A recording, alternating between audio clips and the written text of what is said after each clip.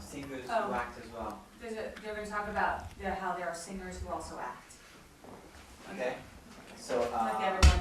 c'est toi qui fais dans le sujet, il y a aussi Maria Carré, je crois aussi. Moi je fais deux sujets, je fais un portrait de ouais. un sujet sur les filles au cinéma et la musique. D'accord. Et dans le donc dans le cinéma et musique, il y aura j'ai pas Maria Carré,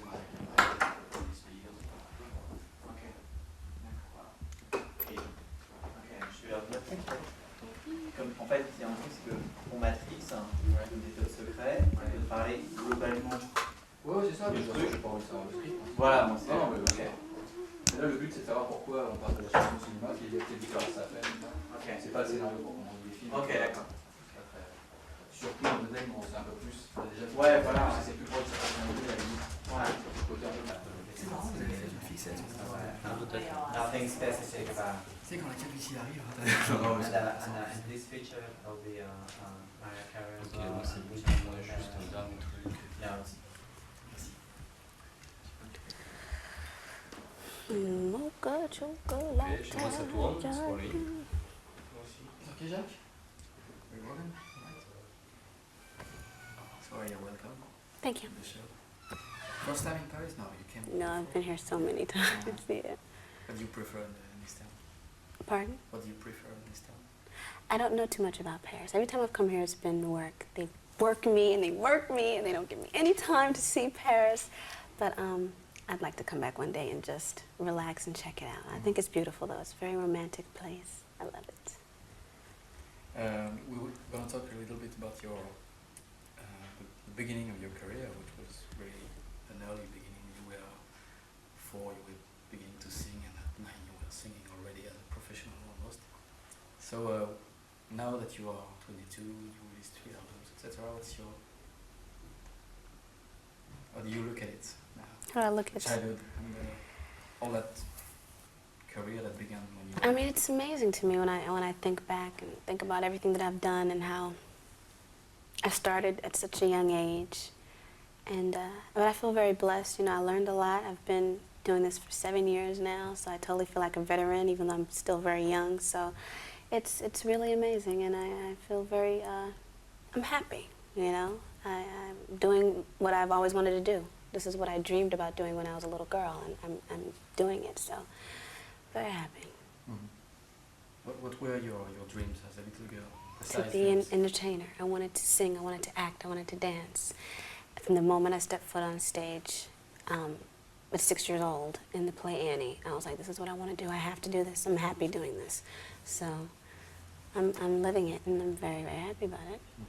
Did you have some, at that time, did you have some models, some people you looked up to? Wanted to be? Yeah, I totally looked up to Sade. I thought she was absolutely amazing as far as music was concerned. Loved her style, her grace. She was just everything to me as far as a music artist was concerned. And I looked up to Barbara Streisand because she did it all. She was an amazing vocalist as well as an actress. And she realized her dreams. She directed, she produced, she did it all and was successful at it. So I totally looked up to her as well. Mm-hmm. Do you remember the first time your first memory about singing? It would have to be the play. I was in 1st grade, and I remember auditioning for it. I don't remember the song that I sang, but just that whole experience of being in the chorus, being an orphan, rehearsals, the whole 9, that's as far back as I can go, and I just remember how much fun I had and how it was just pure bliss, you know, every day after school going to rehearse for it and then being on the stage and the makeup and it's the whole 9. It was great. When you were a child, what was the musical, let's say, vibe in the house? You remember the sounds you were? I like the artists that my parents listened to. They listened to a lot of Stevie Wonder. They listened to Marvin Gaye, a lot of Johnny Mathis. My mother loved Johnny Mathis and Luther Vandross. I remember I used to go into the den and put on his albums and put on the headphones so I wouldn't disturb everyone else in the house and sing along with Luther. I knew all of his songs and all of his albums. So those are the people that I liked because of them. My mother sings as well, so we would sing together and sing those songs. And I remember singing Chances Are with her. That was a Johnny Mathis tune. And so those are the people that influenced me. And at 11, you had a great experience singing with Gladys Knight on stage. Can you tell us the story? Yeah, I remember she called my mother and asked would I like to perform with her. Well, she was doing 5 shows in Vegas at Bally's Hotel, and of course I was like, yes, definitely. You know, I had done a lot of performances at that point, and I felt it would really be a great learning experience for me. So we went out to Las Vegas, and I sang Home in the middle of her show. She brought me out, and then she came out with me, and we sang Believe in Yourself together. She taught me a lot. She taught me how to work stage, how to captivate an audience, and, you know, put emotion into a song, and to not be shook by being on stage, you know. And the first night I was on stage, in the middle of the stage, and I just sang straight up like a little broomstick, and then I just walked off, you know, no feeling, no emotion, and she told me, you can't do that, you have to reel an audience in. So it was a great experience for me. So as an artist, what's been your ambition as an artist since the beginning, and did it change through the years? My ambition as an artist? I just want to be known as an entertainer, you know what I mean? I want to be looked at as an amazing performer, and it hasn't changed, and so far I'm realizing it and making it happen. Did you have sometimes the sensation you were living like a fairy tale or something? Definitely. I mean, you know, coming out so young at 15 and having success at that age, of course there were times when I felt like I was in a daze and I couldn't believe that this was happening. I'd worked so hard, you know. I'd been rejected, you know. I lost on Star Search. I went out for I auditioned with a lot of record companies that didn't think I had it. So to finally have that album and have that success, you know, I was like, wow, you know, I did it. So even to this day, there are times when I sit back and I'm like, wow, you know, I'm acting now. I'm really doing everything that I want to do, and it's an amazing feeling. So. At that time, how did you explain that some record companies were rejecting the project? How did I what? I'm sorry, what did you say? How did you explain the fact that some record companies didn't? The fact that, you know, some people weren't sure and didn't really think I had what it took, you know, of course it was painful. Rejection is painful, but, you know, I felt deep in my heart and in my soul that I had it and that I would do it and that I could do it. And I honestly believed that no matter what anybody said. And I continued. I said, fine, you don't want me, somebody else will. And I will prove it. I will get out there and I will be a star. And I really meant it. And you have to have that frame of mind. You have to have that kind of confidence to make it in this industry, or you won't make it. So I did it. And I'm very proud of the fact that I did. How do you explain that nowadays, let's call the hip-hop R&B scene is the most selling scene on the planet now? It's just very popular. That's what's winning right now. Kids love it, you know. Rap and hip-hop, I think, will always be extremely popular. But that's how music is, you know. Music goes through different phases, and it's always, it's ever-changing, and you never know what's going to be working at any given time, you know. Right now, pop is hot, you know, so you just never know. You just have to kind of roll with the punches and go with the times, and still stay true to yourself. Regardless of whatever's going on in the industry, I'm going to stay true to my style and true to myself, but I'm going to try to cater to what the kids are liking and what they want. That's what's going on now. But nowadays, is there I don't know, a special flavor in the R&B that's made now that explains a special flavor in the R&B, or a special recipe that explains There's no the formula. success? There's no formula in this business. There's no science to it. You know, you never really know. You know, when you put an album together, you do a video, you just have to hope that people like it. Audiences can be very fickle, and you never really can tell what someone's gonna like. You know, you could do something totally to the left and it's huge, or they could hate it. So there's no recipe or formula. I was thinking, saying this, that there is a kind of a family of producers in the States who are very famous, like Babyface, Jimmy Wine, Timbaland, etc., Missy Elliott, all these people who are known now for making hits. You know? So, to your opinion, can you explain that R&B is so strong now because there is a kind of family of people? Well, I mean, I can talk about the family that I'm a part of, you know what I mean? But as far as like, I mean, everybody kind of has their own kind of family, in the music industry, period, from hip-hop to R&B and everything. I can't say that everyone's connected. I mean, people know each other. People have collaborated with other people, but everybody kind of has, in a way, has their own sort of clique. So I can't say that's why it's so popular. I mean, if that's what the question is, but like I said, not like Babyface and Timbaland, all that, they all don't run in the same clique, but you know what I mean? They may collaborate on something, but I can't say that's why R&B or hip-hop is popular now. Yeah, because it seems that every time now that Ronnie Jerkins, for instance, releases a single, it's a hit. Same thing for Missy Elliott, same thing. It's been the same thing for R. Kelly, for the first album, etc. So that's why I was asking the question. I mean, people like their music. The fans like their sound. You know, Rodney Jerkins came with a different sound, and it hit for a minute. So that's, but there's no, I can't say the real reason why. It's just people like their music.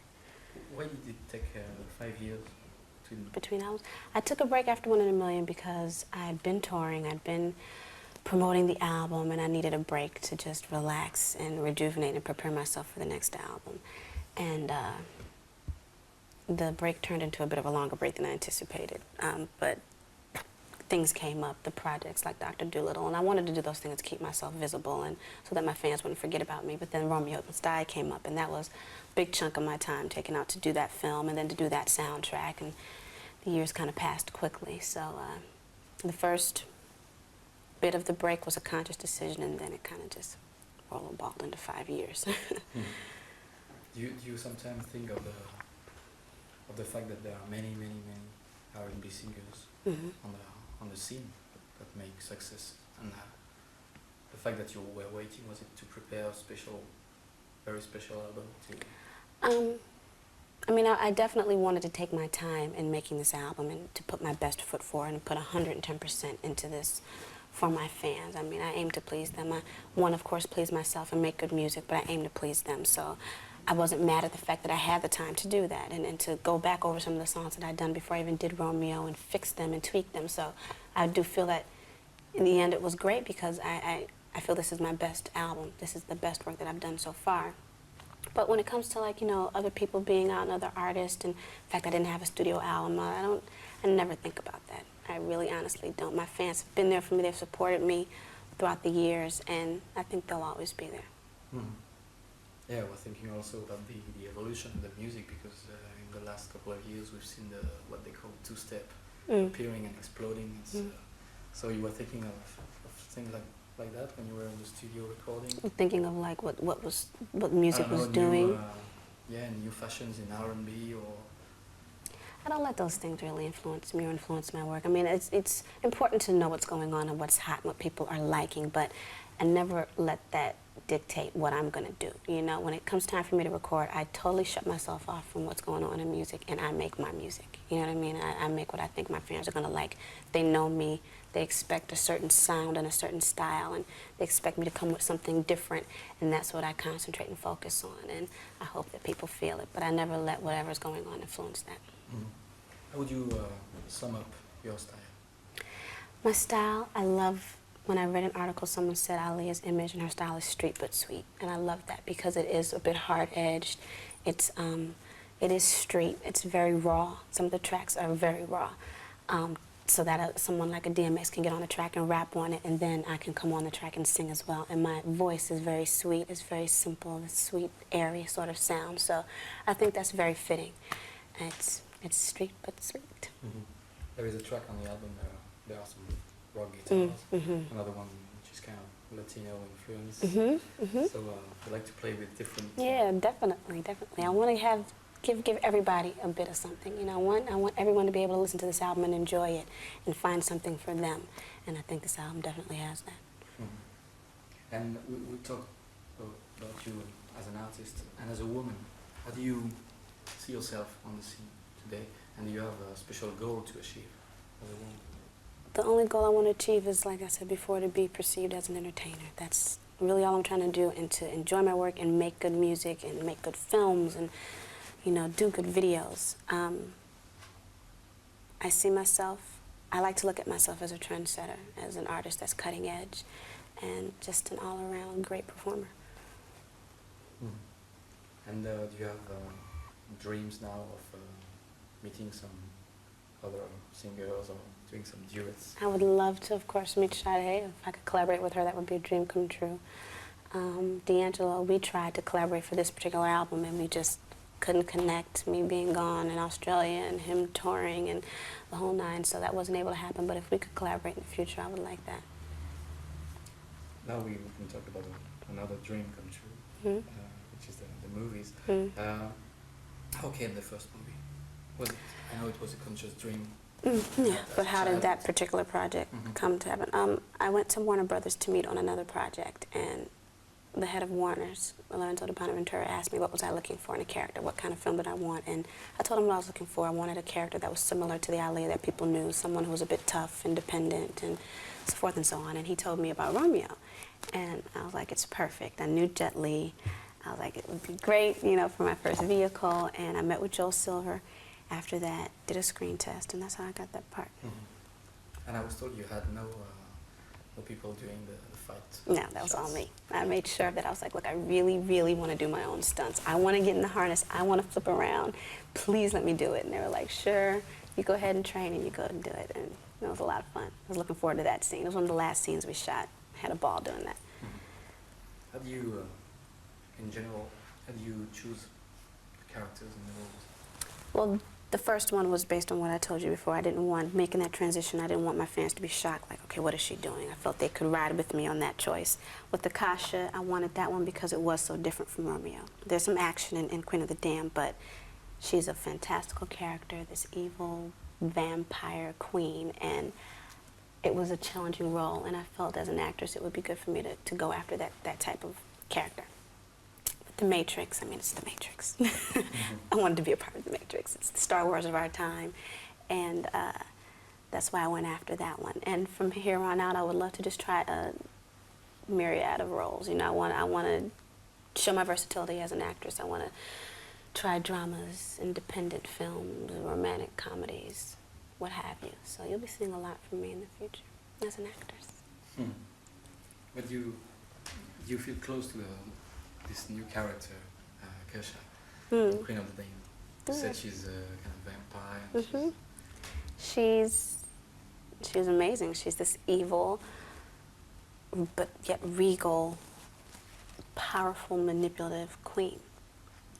And I definitely had to dig deep within myself to pull out all her different sides. And I had a good time doing it. It was a hell of a challenge. I rehearsed for a month in New York, another month in Australia, and then we shot for another 3, and it was really a great experience for me. I saw some photographs on Warner Bros. Sites, Mm-hmm. the makeup and stuff. Mm-hmm. So, Thank you. how many hours of makeup? I mean, it's been quite.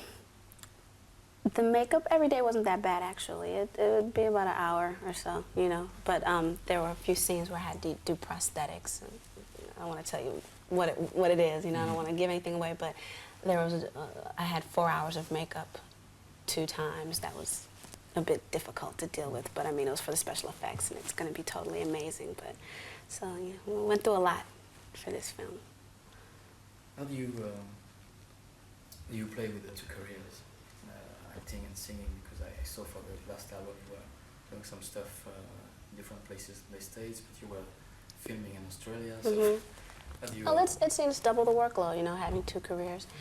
And yeah, I was shooting Queen of the Dam, and I was doing the album at the same time, so I would shoot in the day, go in the studio at the night, and vice versa. So it's, you know, it's extra work, but I totally can handle it. I love it. The people that surround me, from my publicist to my record company to the studios, they're all very understanding, and everyone works hand in hand. So right now we're just trying to juggle it as best we can. We don't really try to schedule it too much, just kind of go with the flow and let it work itself out. What's the difference? Is there a difference in your approach of the 2 careers? When you are about to act and when you're about to sing, there are different sensations or different approaches? Well, yeah, the approach is totally different. I mean, when I'm singing, I'm still Aaliyah. When I'm acting, I'm a totally different person. So there's time that needs to be taken to go into being this other personality, being this other person. I need my time to myself to kind of you know, switch and become that person. Whereas with music, you know, it's a little bit different. I still need my time to meditate and kind of get into a mode where I can release my emotions and really put my all into a song. But it's not as intricate as becoming somebody else. So I definitely have to approach the two differently. Mm-hmm. You think the one career can feed the other or help the other? Well, definitely. I think, you know, one goes hand in hand, you know. Definitely my celebrity helped me get noticed for Romeo, you know, and so I'm thankful for that. But one hand washes the other. And so Matrix, I know it's secret now. Mm. Can't tell. Unfortunately, Tell no. us anything, but No. there are three Matrix, in fact. Yeah, we're the doing second 2 one and 3. the third one. Mm-hmm. And do you have already other dreams of playing? You said independent films or dramas. Mm-hmm. Oh yeah, Is there definitely. a classic role you would like to? I can't really say there's like a specific role that I'm looking for. I just, whatever comes my way, I'm going to go after it. It just has to happen. It has to just pop up. But there's nothing in particular that I'm looking for right now. Mm-hmm. You have the sensation that nowadays it's becoming usual for female singers to become actors or for female actors to become singers. I think of Jennifer Lopez, she was first an actor. Mm-hmm. And now She she's became going a to. singer, Mariah Carey. And you have a lot of people, you know. How do you explain the fact that? Well, you know, you have a lot of people that are multi-talented, and they're, you know, now that people are trying their hand at other things, and I think it's really cool. As I told you before, my reason for it was always part of my plan. It was how I was raised, it was how I was trained. I can't say, you know, what their reasons were for doing it, but if you've got the talent to do it all, why not go for it? So I think it's cool. We need to just finish it up, please. Okay, last question. What's the director you would really like to do a movie with? Oh, wow. I would love to work with Ridley Scott. I like his work. I like his work is beautiful. Which one? Gladiator. Wow, that was absolutely amazing. So I would love to work with him. I think he's an amazing director. You see yourself fighting an alien? I see myself doing so many things. I think I can do anything. I could totally be fighting an alien or, you know, fighting guys like in Gladiator. So, you know, yeah, I'd like to go for it. Okay, thank you. Thank you.